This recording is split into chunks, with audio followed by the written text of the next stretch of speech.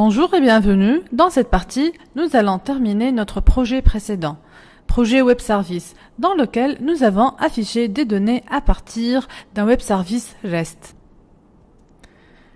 Si l'utilisateur cliquera sur un objet parmi la liste, l'utilisateur sera redirigé vers une nouvelle interface qui listera les détails de ce device. Nous allons créer une page HTML device-details.html.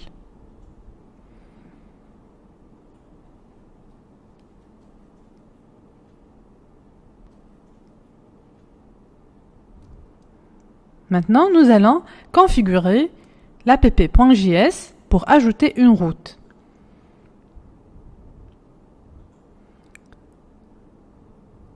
Donc, nous allons ajouter un autre état, un autre state, device detail.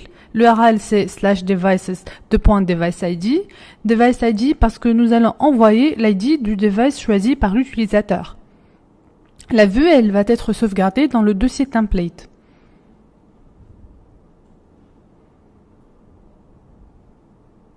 Maintenant, dans le fichier service.js, nous allons ajouter une méthode qui permet de retourner un device selon son ID. GetDevice. Elle prend en paramètre un device ID.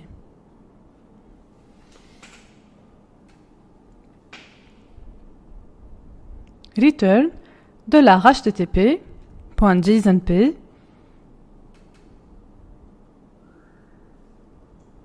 de data source, mais maintenant nous allons ajouter un autre paramètre vu que nous avons le device ID.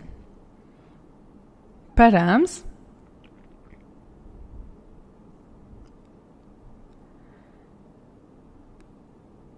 ID device ID.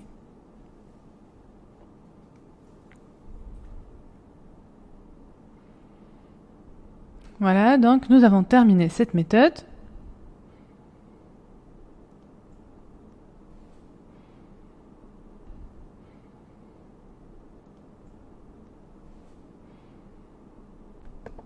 Maintenant, nous allons créer un deuxième contrôleur qui permettra de lister les devices selon leur ID. .controller, device detail controller. On va vérifier le nom du contrôleur. Voilà, device detail controller. Avec une fonction qui prend en paramètre 4 objets. Devices, state params, scope et ionic loading.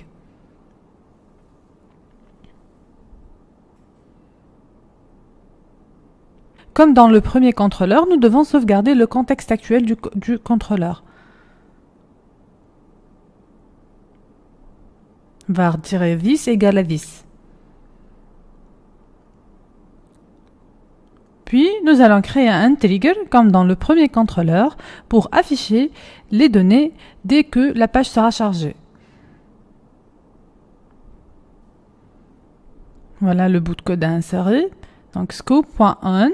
Et puis, nous avons utilisé aussi ionicloading.show, devices.getDevice, stateparams.deviceID, l'ID du device choisi. Et puis, nous avons récupéré les données à partir du serveur. Maintenant, nous allons modifier notre vue et nous allons utiliser ce bout de code.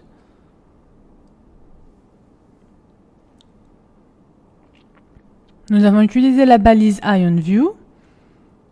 Nous avons déclaré IonNavTitle et nous avons mis deviceDetail.device.title. On va afficher le titre du device dans la barre de navigation. Et puis, dans le contenu, nous allons afficher la description du device.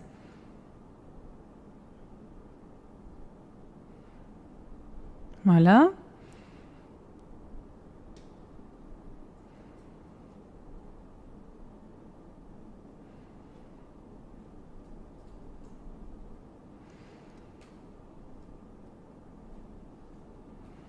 Il faut fermer la balise IonContent. Maintenant, nous allons tester. Voilà, donc si l'utilisateur clique sur Samsung, nous avons affiché le titre et la description du device. On va tester maintenant sur l'émulateur. avec la commande Ionic Kurdevaran Android.